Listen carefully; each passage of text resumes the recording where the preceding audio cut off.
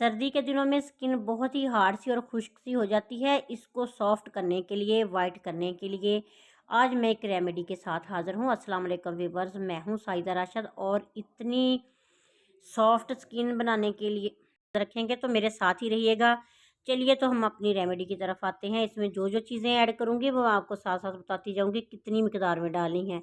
वैसे मैं आपको बता दूँ कि 5 चीज़ों से बनेगा दही, शहद, बेसन, हल्दी और लेमन का जूस। तो 1 चम्मच हमने दही डाल लेना है कटोरी में। तो दही ज़्यादा पानी वाला नहीं होना चाहिए। इसमें 1 चम्मच बेसन डाल देंगे। इसी तरह इसमें 2 चुटकी हल्दी डालेंगे। हल्दी जो है ना, ये स्किन को ग्लो देती है, वाइट करती है। ये बहुत ही अच्छी है और स्किन पे जो छाइयाँ होती हैं ना उसको भी ख़त्म करती है। तो 1 चम्मच इसमें डाल देंगे शहद। तो शहद आजकल ज़रा जम जाता है, इसको गर्म पानी में रखें ना तो ये पिघल जाता है। फिर इसमें डाल देंगे 1 चम्मच शहद और आधा चम्मच नींबू का जूस और अच्छे तरीके से मिक्स करेंगे। तो इतना मिक्स करेंगे कि एक स्मूथ सा बैटर हमारे पास आ जाए और इसको ज़्यादा पतला बिल्कुल भी नहीं करना।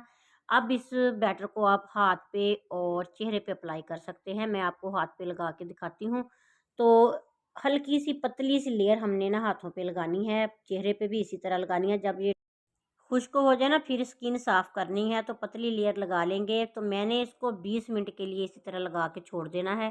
सर्दी के दिनों में ना जल्दी खुश्क नहीं होता, तो मैं आपको 20 मिनट तक का टाइम बताती हूँ।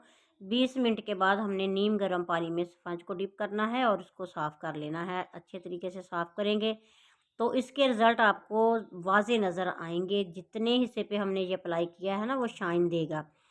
दूसरे हाथ का भी दिखाऊँगी और इसका भी दिखाऊँगी। सर्दी के दिनों में ये वाली रेमेडी आप हफ़्ते में 1 बार ज़रूर इस्तेमाल करें। इसके साथ एक तो स्किन ग्लो करेगी, फिर ये है कि खुश्की ख़त्म होगी और सॉफ्टनेस आएगी। तो अच्छे तरीके से साफ़ करने के बाद सादा पानी से हाथ धो लेंगे और इसी तरह चेहरे पे भी अप्लाई कर लेंगे। आप देख सकते हैं फ़र्क साफ़ ज़ाहिर है। वीडियो अच्छी लगे, रेमेडी अच्छी लगे तो प्यारा सा कमेंट कीजिएगा। नेक दुआओं के साथ अल्लाह हाफ़िज़।